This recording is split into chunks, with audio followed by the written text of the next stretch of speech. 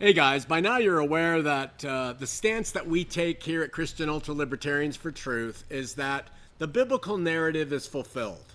Everything about it, except for a smattering of passages, have taken place, been fulfilled by Jesus, and God has been reconciled to the world. And, you know, Isaiah 9:6, where the kingdom will increase forever, hasn't been fulfilled. And Jeremiah 31 through 34, where God writes his laws upon the hearts and minds of people, that's not fulfilled. It's going to go on forever because the kingdom of God increases forever.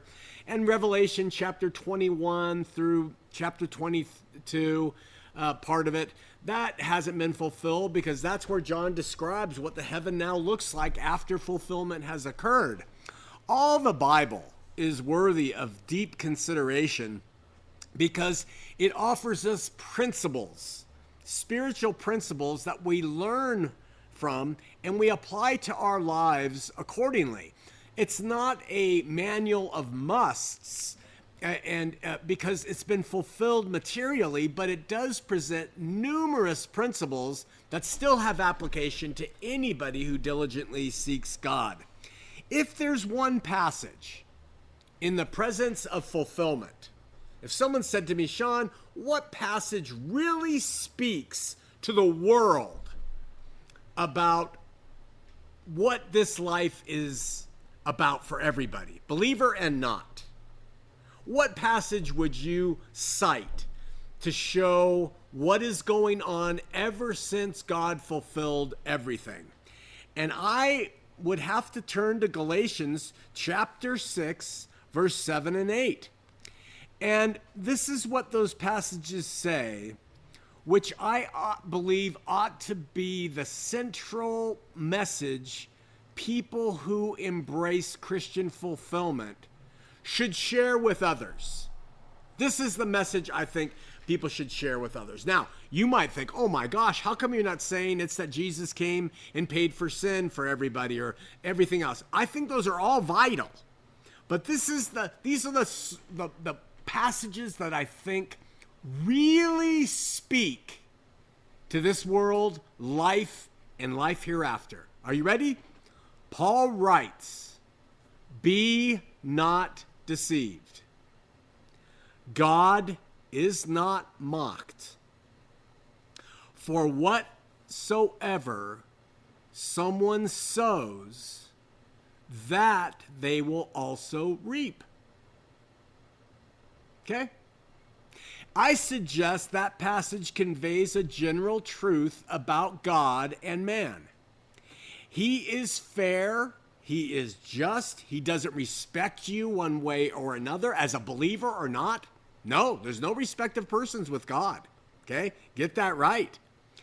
And while loving the world so much, he reconciled it to himself through the death and resurrection of his son. Whatever any human being chooses to do, sow, plant, focus on, act upon in their life, in the lives they've been given by God, they will be rewarded accordingly. I think that's the message I would give to anybody today. Fairly, rightly, justly, all things considered. Someone grows up in a very abusive family where they were molested and beaten and disabled and everything else. God will take all those things into account.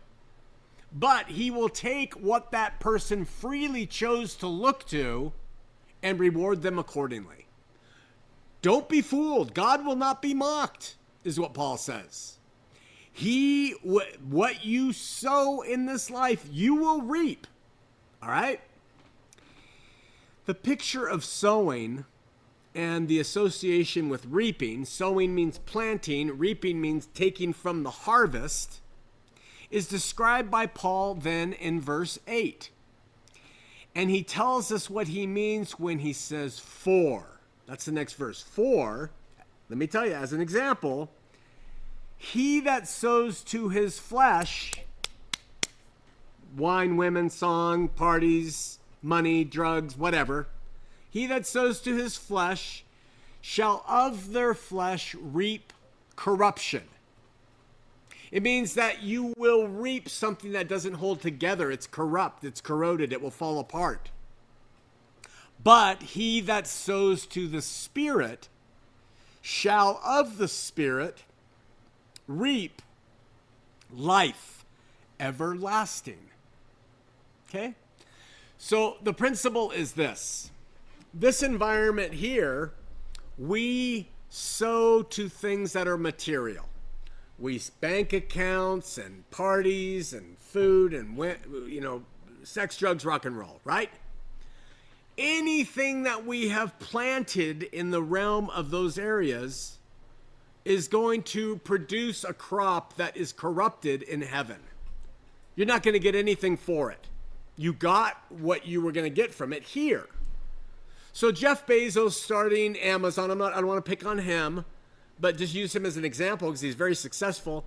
What he did with Amazon isn't going to carry on as currency in the hereafter.